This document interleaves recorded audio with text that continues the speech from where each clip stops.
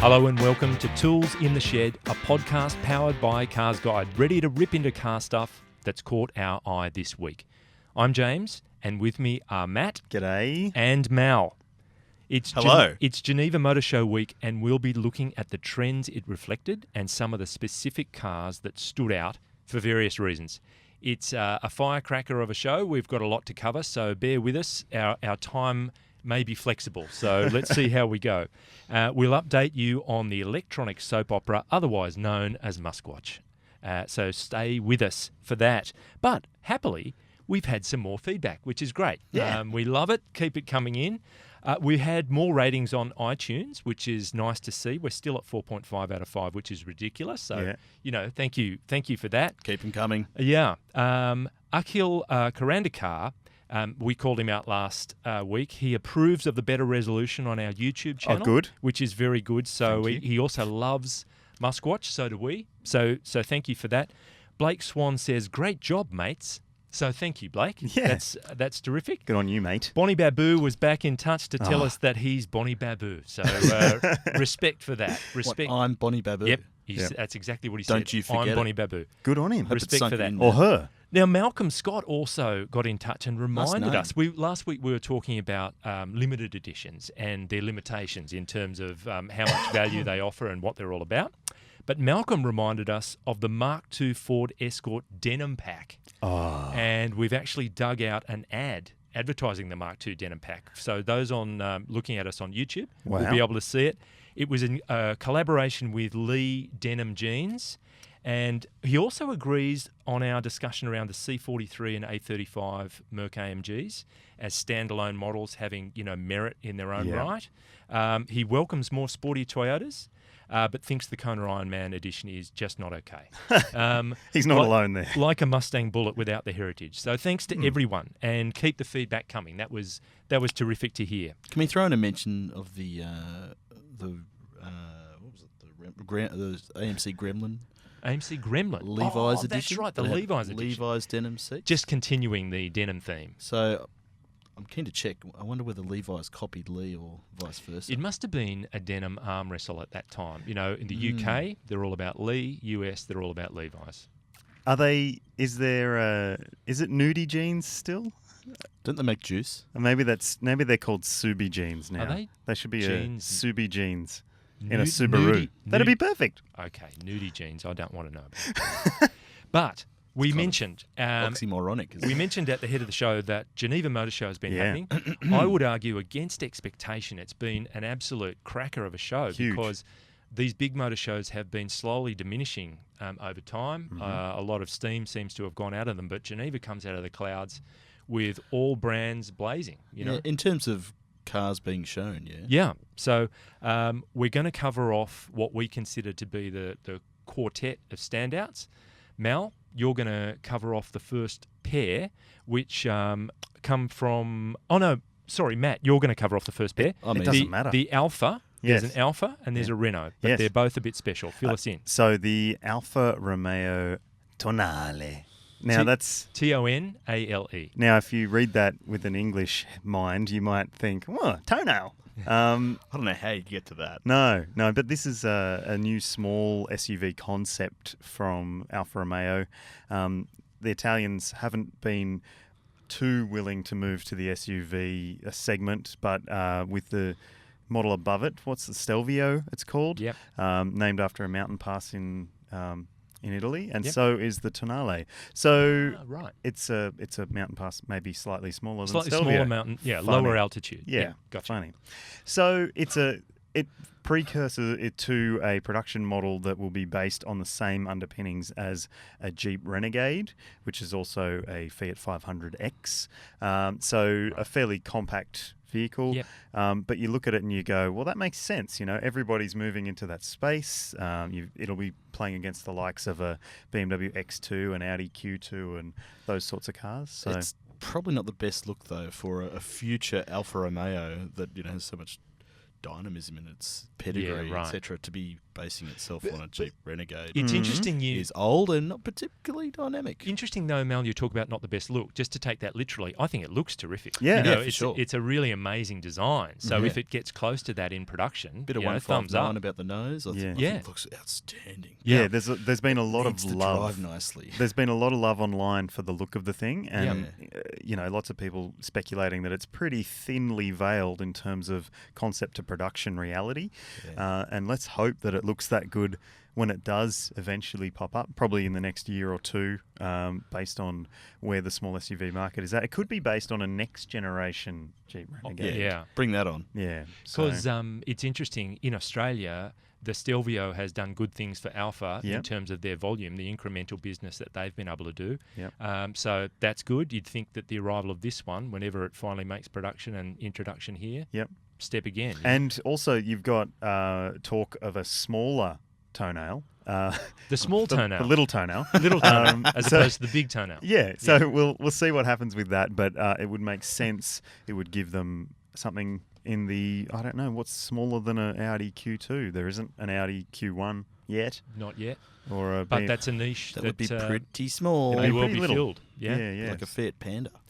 All right, and then we're going. With Audi badges. We're going to France for the next point of interest. Renault Clio, which may not be the hugest seller here, but the 5th generation model. Big car for France. It's a huge car for Europe in general. In fact, the Clio is the Renault brand's biggest selling model. Right. The big news for Australia is there's a new hybrid engine that we won't get. Instead, we'll get... But does it matter? No. I don't think not in care. that segment, and not for that brand, I don't think. Like how diesels, disappeared from that segment. Yeah. And you look at Renault, they've got the Zoe EV. If there are greenies out there who want to get a Renault in their life. Or James's. You're assuming that we're not greenies. Oh, that's a big I assumption. think, actually, it's probably me that made that assumption, making that statement. But I was merely trying to reflect on the fact that James is a fan of the Zoe. Yeah. I like the Zoe too. I like the Zoe. Zoe's a lovely car. Yeah. But so anyway, new Clio, lighter, stronger platform. Better safety. It's now got curtain airbags. The previous generation model was widely criticised for not having curtain airbags to protect anyone in the back seat. Is it driven by Euro NCAP stepping up its game? It could be. Yeah. It could also be they were common doing sense. 5-star ratings for cars without rear airbags. Yeah, and so it'll get the full suite of good active enough. safety gear as well. AEB and blind spot availability and lane keep and pedestrian and cyclist detection and adaptive cruise control. It's every single car that comes out from this year onwards is going to have the option of so much tech. It's amazing. Isn't it interesting, because when you hear that various independent safety assessment authorities have upped their game and said, all right, you have to climb higher to get to our maximum star rating, you think, oh, that's a stretch. And then lo and behold, everyone steps up and meets it pretty quickly. They're able to do it. Like back in the day when you added power windows to a car, it added a lot of weight over wind-up windows.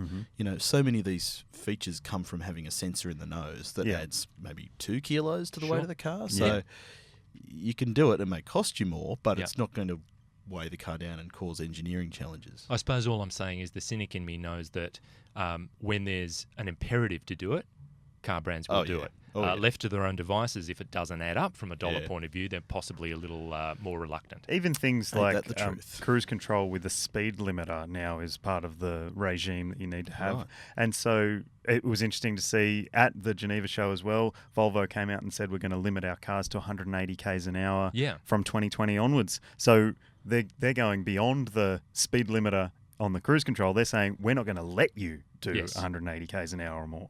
So really interesting to see where that argument in the safety zone is going. But the Polestar, the Go Fast arm of Volvo, has said, no, we're not doing that. We're going to go fast. Just out of interest, the existing speed limiting cruise control function on cars, do you guys ever use it? No. Me neither. It's annoying. It feels stupid. Yeah. Feels like you've run out of petrol. It's good if you're a commercial vehicle driver and they're watching you. Yeah. Like if you've got a tracker on your vehicle. Or if you're down to your last straw. Yeah. For demerits, perhaps. But I love regular cruise control. Yeah. I love adaptive cruise control. It's for those reasons. Now, thank you very much, Matt. We're pleasure. going to stay in Geneva, but we're changing ethnic backgrounds. We're going to Japan. And We're going to Japan. A couple of big Japanese brands had lots to say there. Japanese side fill of us the in, room in Mal. Switzerland. Yeah. So Mazda. So in the lead up to the show, we heard that they were going to be revealing a new CX-3, which seems a little bit early.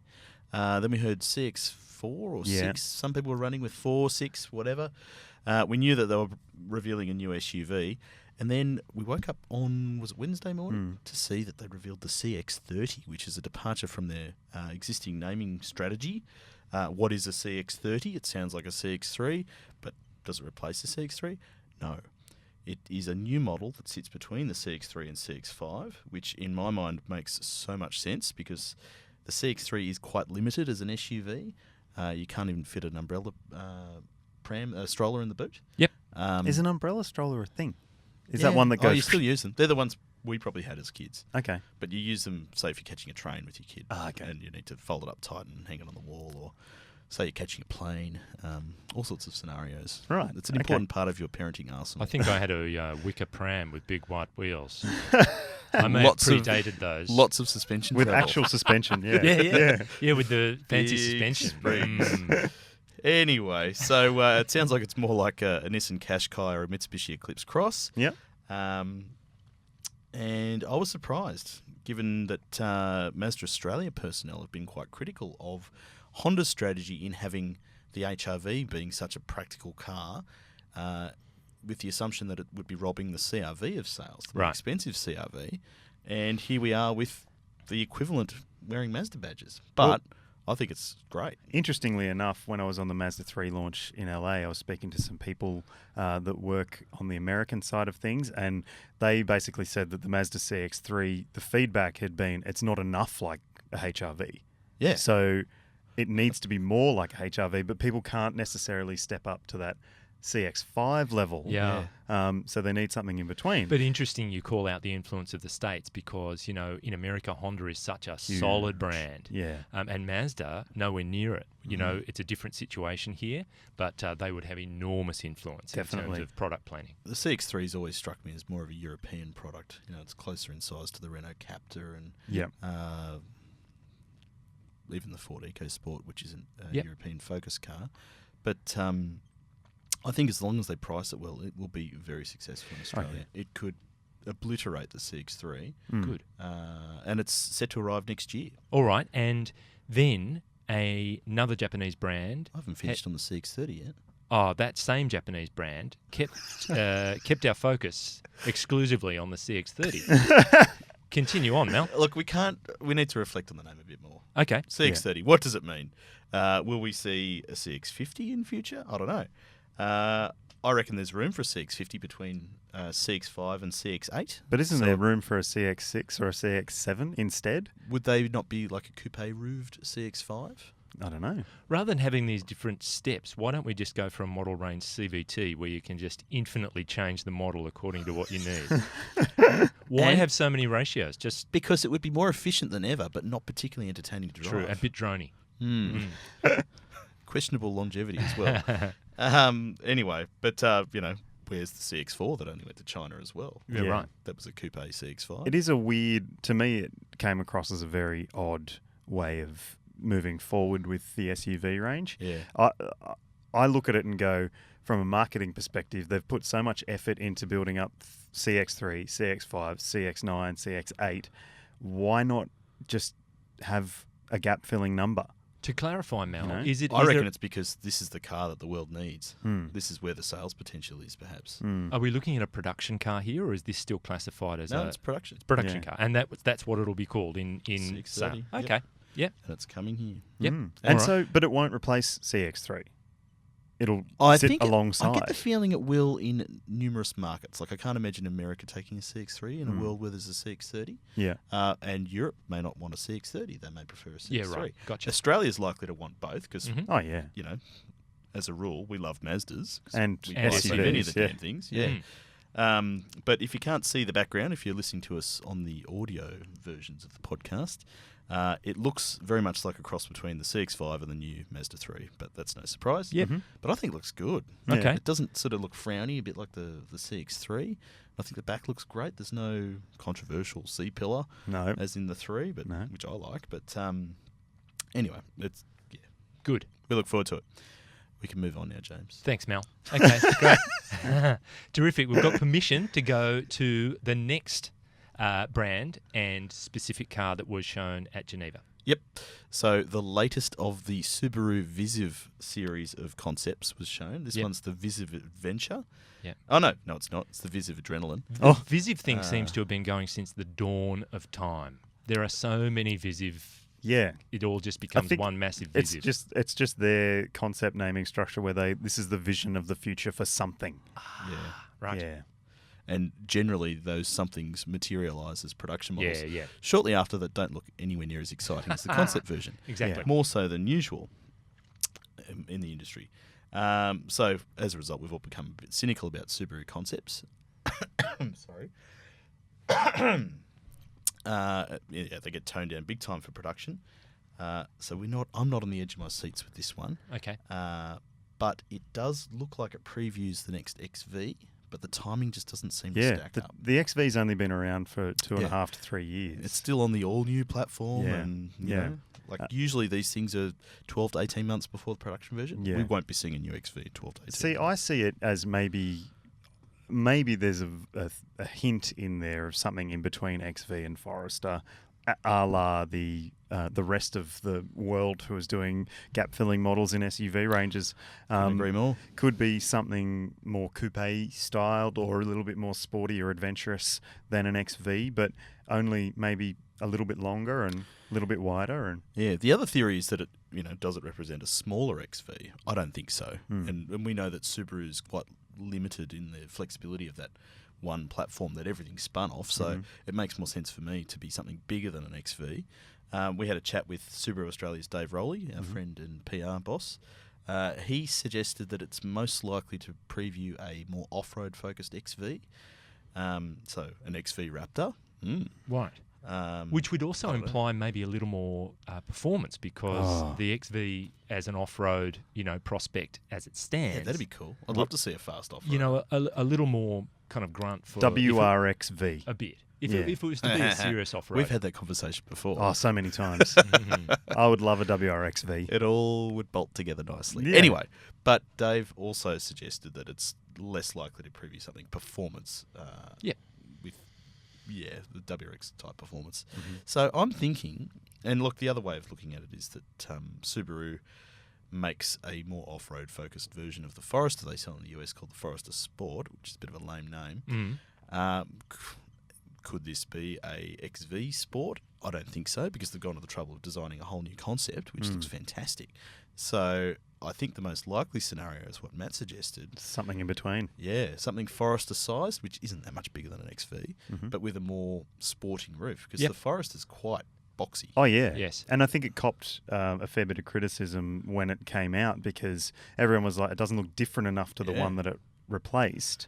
And it is extremely boxy at the back. And a lot of people, in the SUV market these days don't necessarily look to an SUV because they need the ultimate in cargo capacity. Yep. They look to it because of the stance, the design, the driveway cred, all of those things. And general desirability. People want SUVs because everyone's got them. It does cause you to think, both the Mazda and the Subaru, how many niches can you actually fill? You have to be sensible at this. So can you fit another model in here, or does it pay, maybe this Subaru style, to just go a little wider on a particular model and create a derivative that creates more opportunity and interest? I think so. If you can't fit any more vertically, let's go out a bit horizontally. Yeah. But they all seem to have done such a good job these days of using, a vast proportion of common engineering elements in the platforms. That it's pretty easy for them to spin off these extra body styles. Look at Mercedes with their coupe SUVs and Audi with their sportbacks and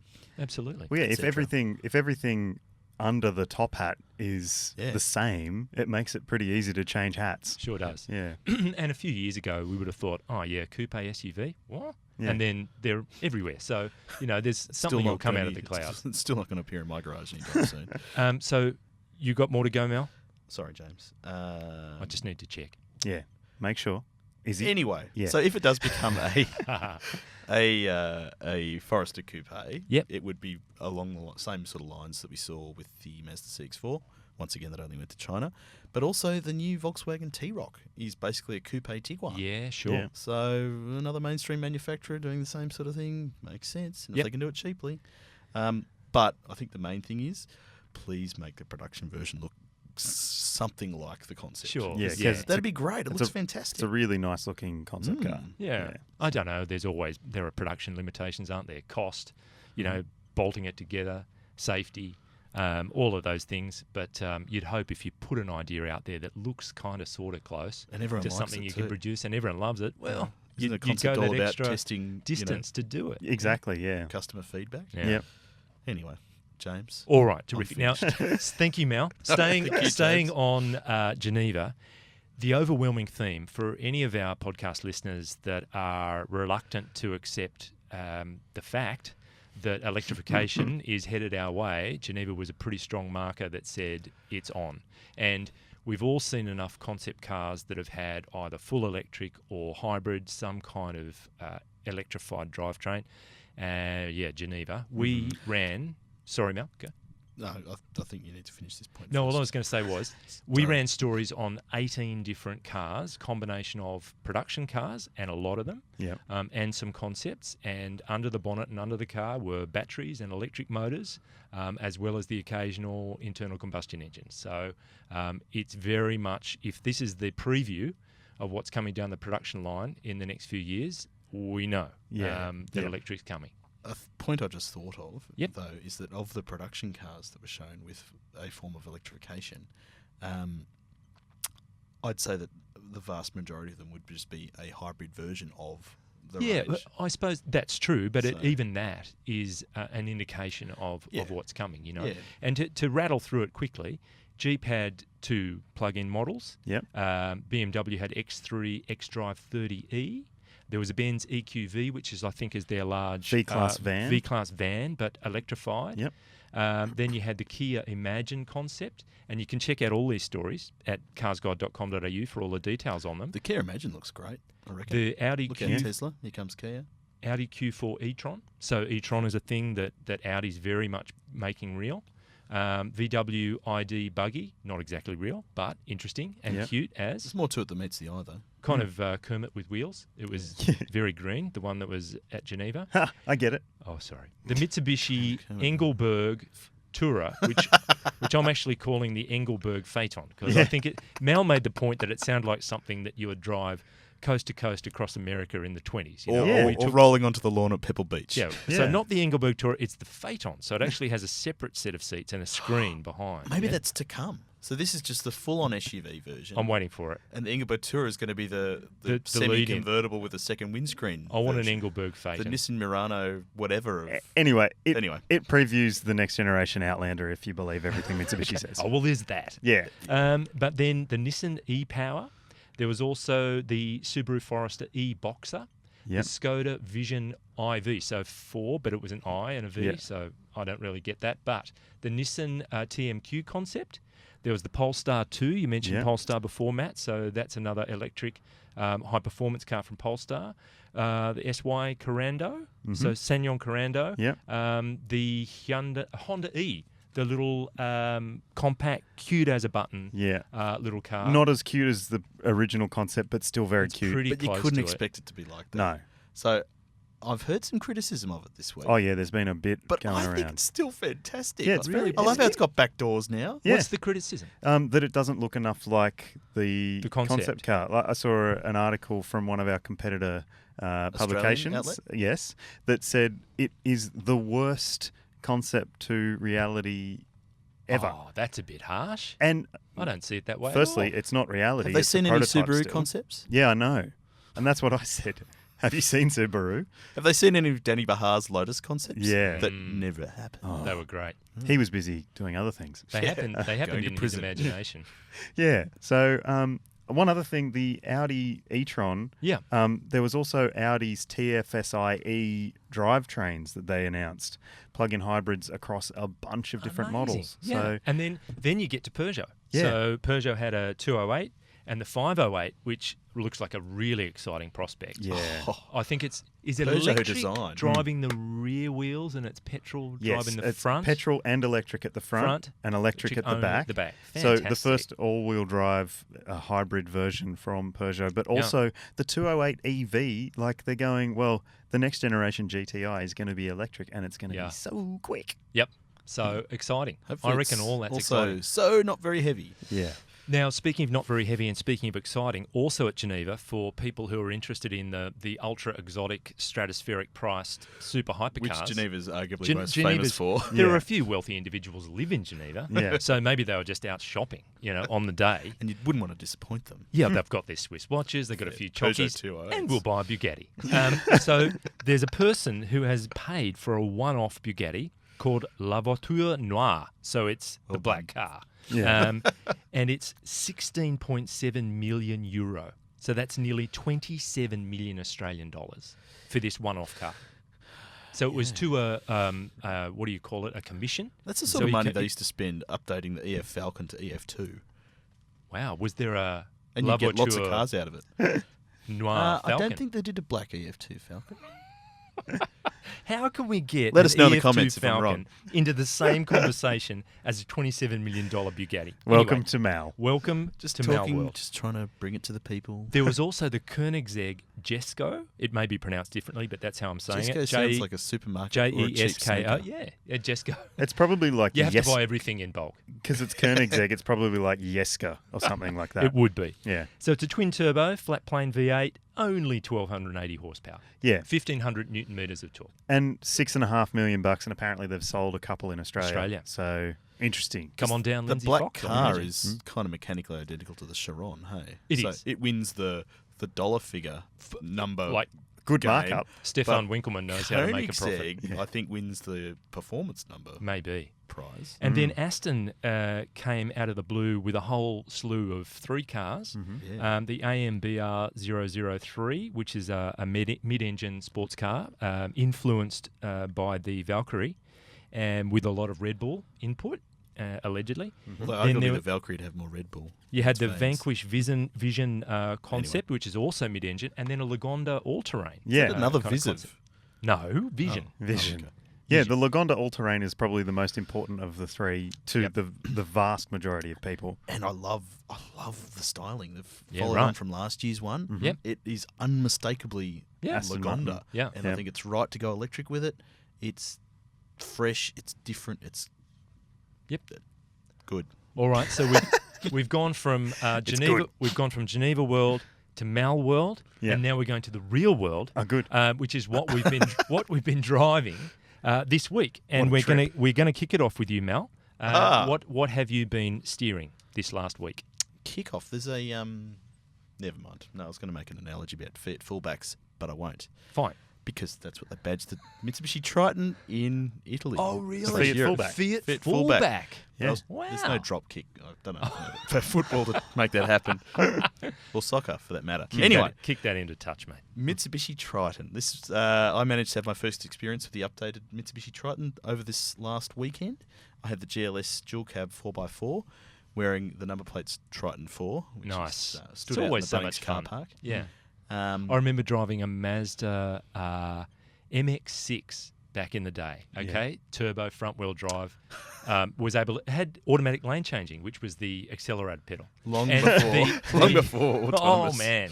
And it had the number plate Mazda 2 on it, which was predating Mazda 2, of course. Wow. And I remember a woman Alan walking Horsey's a across the visionary. car park as I was parking. She just goes, "Oh, I've got a Mazda 2." Yeah, I felt rather silly. Anyway, yep. Triton. Triton 4. We're back to Triton 4. So Matt drove the Triton at its launch a couple of weeks ago now. Yep. Triton and 4, came return away to base. Pretty impressed. Yeah, pretty impressed. It's been a little bit more refined and a little bit more safety. But most importantly, it's a whole lot better looking. Yes. It does look better. Front and rear. What do they looks call great. it? Something shield? It's Dynamic Dynamic shield. shield is the design term for It that sounds like very A aggressive high-tech kind of face. bull bar, doesn't it? Yeah, but it does look good. It's it looks really the good. front end of it is so squared off and angular that you sort of wish the wheels were squares as well. Like Yes. It's that aggressive. I don't wish Mythbusters that. tried that. Yeah, Maybe they did. James wishes that. Yeah. Direct that accusation at James. Yeah, right. So what you liked it? You I liked liked the way it. it looks? Yeah, I liked it. So GLS I drove, which is the mid-spec model. Four-wheel drive dual cab.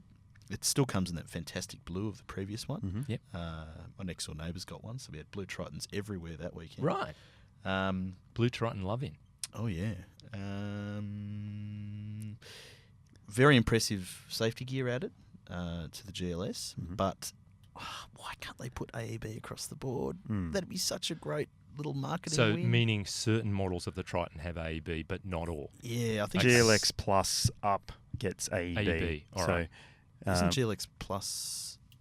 GLX doesn't get it because I'm in a GLX this week. But GLS You're doesn't in get it either, Triton does it? 2, Yeah, it does. aren't you? Fairly sure it does. Triton 2? Triton 2, yes. Yeah. Sounds like we're on what was that thing with the little spacemen? What's that show? Do you remember that show with the space? The show with the little They were space- puppets. Ted? They were puppets. Oh, Thunderbirds. Thunderbirds. Oh, come on, mate. You What? don't know. Oh. You couldn't remember Thunderbirds. Mate, When I was a kid, Pretty sure was Thunderbirds happen when you're a kid, Jones. I tried was to erase one of the Thunderbird. I was one of the Tracy sons in my mind. I love the Thunderbirds. You've always had a funny walk. Yeah. Yeah. Yeah. No strings attached. Oh, well, Anyway, that's good. So, yes, they've improved its refinement, but it's still not as nice as a Ranger, I think. No, it's still not, bumpier, and I but think it's- James agrees on that front. yeah, I found it a little bit bumpy. But it's kind of good. yeah. Yeah. But it's also a lot cheaper than a Ranger. So And was the one you've been driving manual or automatic? No, I think the only manual you can get is the base petrol, which... no, you can get a base diesel as well with a Okay, manual. righto. Yeah. So automatic. It was an automatic. Yep. And I hadn't driven one of the Triton / Pajero Sport twins since I drove the Pajero Sport last year. And it was interesting to see because the Triton still gets... Oh, no, it gets a new transmission. It's a New 6-speed, 6, yeah. isn't it?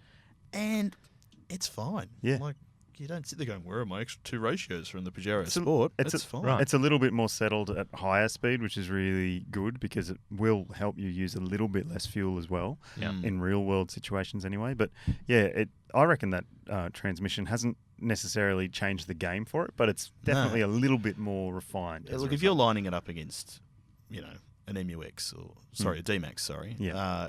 it's good to see, both have got a 6-speed Yeah. transmission. But I think it's probably a credit to the engine, that Butte 2.4, that it does a good job. Nice and, and and quiet. calibration as well. Yep. All right. Yes, quiet and smooth and Yeah. efficient. We'll move on, and Matt, you Yes. have been steering an altogether different car. Very different. Tell us about that one. Mercedes CLS-350. Yep. It is, if you're not aware of what a CLS is, it's a big swoopy coupé, and That is no longer available as a shooting brakey. no, Sadly. Oh, no, God. no, it's, Don't break my heart. yeah. Sorry. Achy, Isn't that a... breaky heart.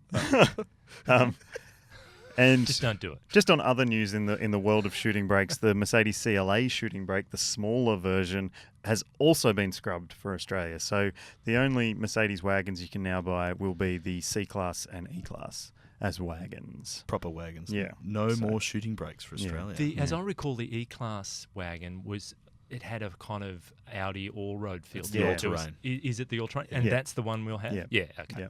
And it looks good. Yeah. And the CLS looks good too. I got a lot of comments from people saying, geez, that's a nice car. Bloody hell, that looks long. It's a very long It car. was the silver one, Yeah. wasn't it? Yeah. I thought it looked quite nice in the silver. I got overtaken by one last night that had been wrapped in matte black. Oh. And the badges removed. It looked Oh. terrible. I think that car looks magnificent. Yeah. In the silver. I love it. I know it polarizes opinion. Yep. Some people are dead set against it. I can understand that. I think the simplicity, the way things have been stripped away from the design to keep that very pure form, Yeah. I reckon it's I lovely. think it works exceptionally well on CLS. It doesn't work quite as well, in my mind, on some of CLA. the standard cars. A-class and Yeah. things, yeah. Yeah, because Yeah. maybe it's because it's such a long body form, you've got a lot more to play with in terms of the smoothness and the contours. And so, room to just get those angles just right. yeah. Yeah. However, I'm not a fan of the rear end details. Okay. Oh, okay. I think it just smacks of a very confident period for Yeah. design for the Mercedes-Benz product. Okay. Yeah. They're taking some risks and not pleasing everybody, but the ones they are pleasing are falling in love with it. So I think And it's a therefore, really good an period. appropriate continuation of the previous ones, which were very confident. Yes, absolutely. Yep. All right, now, James? speaking of confident, I have been in a 300 SRT, Chrysler 300 SRT. In the back seat?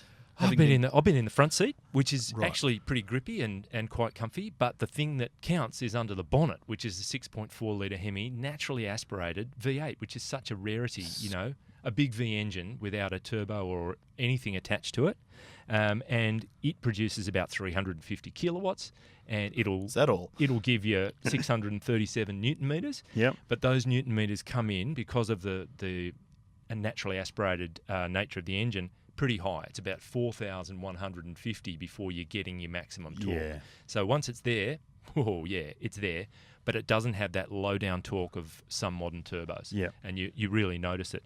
Having said that, it's lovely to drive because it's just so lazy and easy to cruise around in. Physically a big car.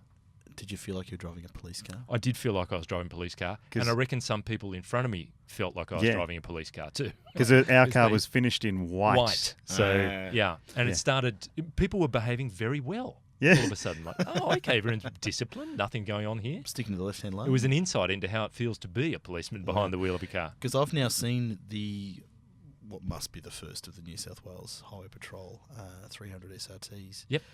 Twice now on the M2. Righto. In the morning. Well, there you go. So they're out there, as is this one. Mm. It's about 75k. Yeah. So I don't think it's a massive seller for Chrysler at this point. It is a niche car, but I couldn't help thinking while I was driving it, if I was a former HSV or current HSV owner and I was looking around for broadly similar options, I can go and get my Camaro from HSV, sure. Or your Mustang from Ford. Or your Mustang from Ford. But this, sedan, big V8 up front, driving the rear wheels, you might consider it if you were that way inclined. Yeah, and I had a very, very quick drive of that car the other day. The noise was amazing, and it'll, without provocation, it'll spin the back tyres pretty readily. Yes. My biggest concern, though, was the brake pedal and accelerator pedal height are really different setting. Okay. So I found myself driving two-footed rather than one-footed as I usually would. You're right about the noise. I wish there was a button that I could press to suppress the exhaust at various times. Gets a bit drony. To the best of my knowledge, there isn't one. I haven't been able to find that. So, it gets a bit tedious after a while. It's interesting. So it's mechanically identical to the Jeep Grand Cherokee SRT. And we have bought so many of those things. Yeah, right. Haven't we? But it speaks not volumes we, about... not us. Just... Mal's got... Pritchard bought one. Mal has several. Glenn bought one. But it's about sedans, isn't it? The love affair with large sedans in Australia has cooled. Yeah, big time. Big time. And the other big question I have is when this vehicle runs its course, because it can't be too much longer for this world in terms of this generation. Because we're the only country that gets it. It's made especially for us, isn't it? Yeah, I think that's correct. Yeah, and where does that leave Chrysler as a brand if this eventually does meet its end? Absolutely, agree. Because it's the only Chrysler on the market. Yeah, the 300 and the SRT. Yeah. And it was interesting to note, pardon me, it was stamped in the door aperture made in Canada. That came as a bit of a surprise, but whether that's always been the case, but that particular car was built in Canada. Right, okay. So, what's that all about? Speaking of building cars and the importance that has on a business's bottom line, it's time for Musk Watch.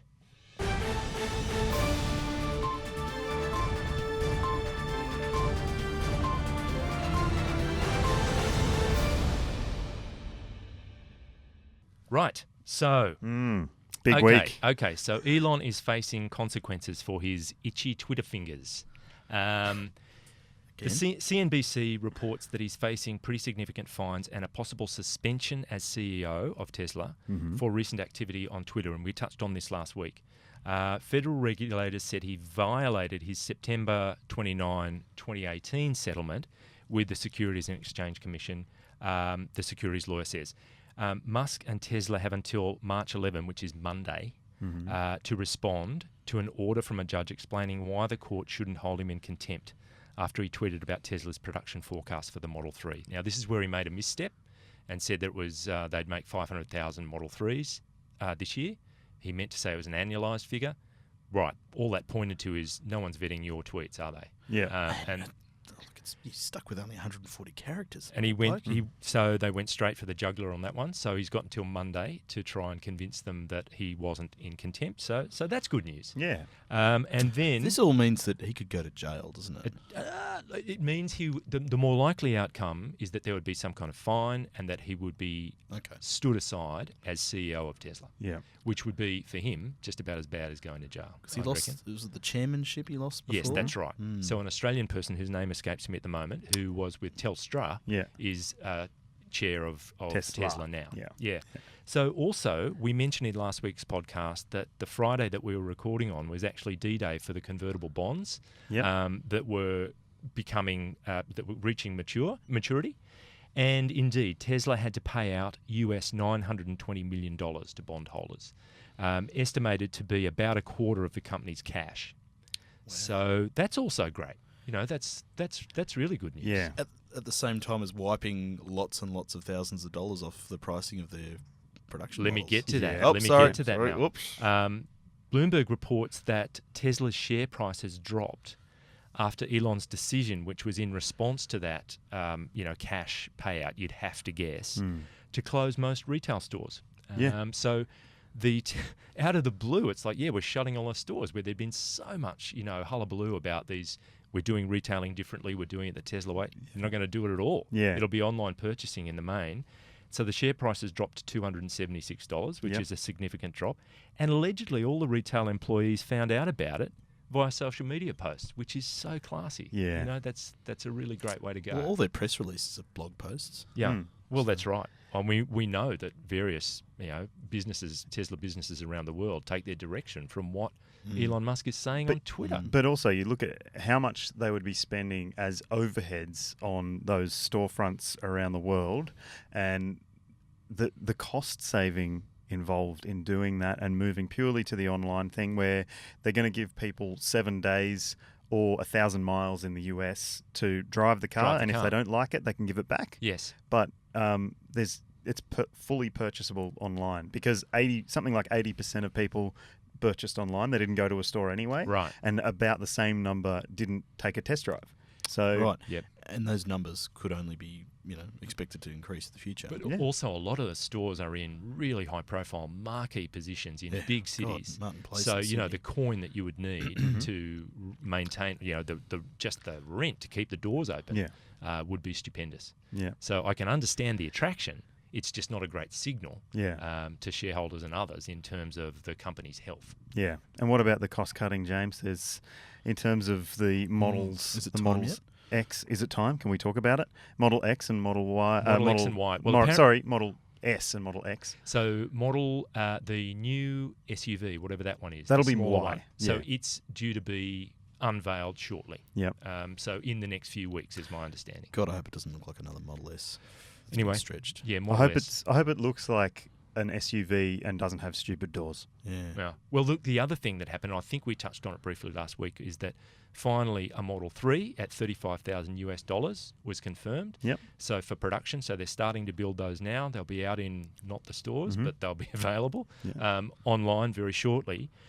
So the Model 3 production tracker, it was a little bit down, but that level of just sub 6,000. So they're at 5,765, down about 100 units on the week prior, but that seems to be where the Model 3 production level is. Okay. So whether that will go up or whatever with the new $35,000 one, who knows, but we'll still keep an eye on it. Yeah.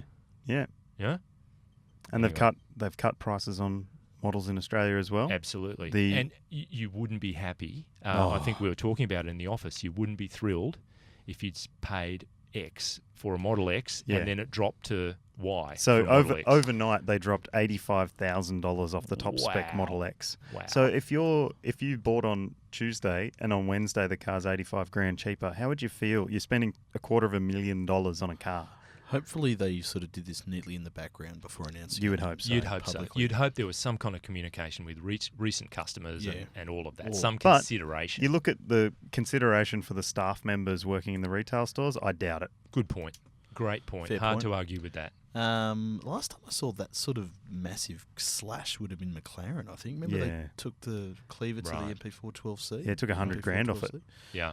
Yeah. in Australia. Yeah. Yes. Whoa. I think there are a few that, are having trouble moving out of the showroom into the environment. Early days for McLaren, that was. Yeah, it was true. All right, look, with that, we have reached the finish line. Thank you, Matt. Thank you. And thank you, Mel. And thanks James. to our And producer, Matt. Mr. Pritchard. To have your say on the show, search for CarsGuide on Facebook and Instagram and use the hashtag CGPodcast, or email us at comments@carsguide.com.au. You can listen to and watch us on YouTube, and if you're enjoying Tools in the Shed, please pay it forward and recommend us to family and friends, or rate and review us on iTunes. Until next week, with the rise of autonomous vehicles, surely we're in line for a country song where the trucker's truck leaves him too. I'm up for that.